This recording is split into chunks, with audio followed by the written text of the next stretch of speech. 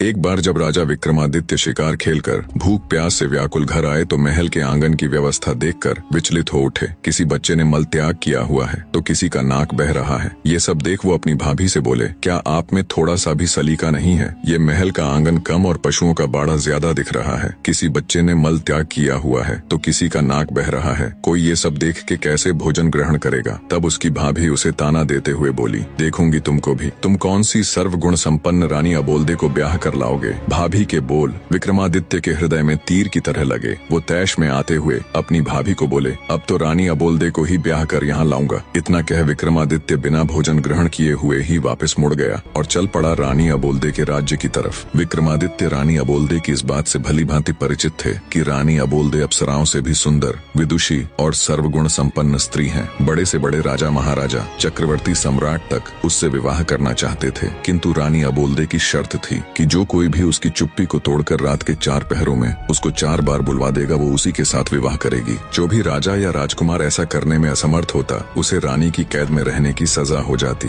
अब तक कोई भी राजा या राजकुमार 4 बार तो क्या, 1 बार भी रानी को नहीं बुलवा सके थे। 111 राजा व राजकुमार रानी को बुलवाने का ये असफल प्रयास कर चुके थे, जो अब उनकी कैद में पड़े थे। रानी अबोल्दे ने अपने महल के सामने एक बड़ा ढोल रखवा रखा था। जो कोई भी राजा या राजकुमार रानी से विवाह करने का इच्छुक होता, उसे डंके की चोट मार उस ढोल को बजाकर आगाज करना होता था। राजा विक्रमादित्य ने चलते चलते एक योजना बनाई। उसके पास 4 ऐसे अदृश्य वीर थे जो उनके हर हुक्म को मानते थे। राजा विक्रमादित्य उन वीरों के साथ शाम होने से पहले ही रानी अबोल्दे के महल के सामने पहुंच गया और डंका उठा, जोर से ढोल पर दे मारा। ढोल की आवाज सुनकर रानी ने अपने सेवकों को आदेश दिया, ढोल बजाने वाले को आदर सहित अतिथि गृह में ले जाए और उचित सत्कार किया जाए। रात का पहला पहर शुरू होने से पहले ही रानी अबोल्दे 16 श्रृंगार कर अपने महल में पलंग पर बैठ गई और सेवकों को आदेश दिया कि राजा विक्रमादित्य को उनके समक्ष लाया जाए। राजा विक्रमादित्य सेवकों के आग्रह पर रानी अबोल्दे के महल में आ गए और अपनी योजना के अनुसार अपने 4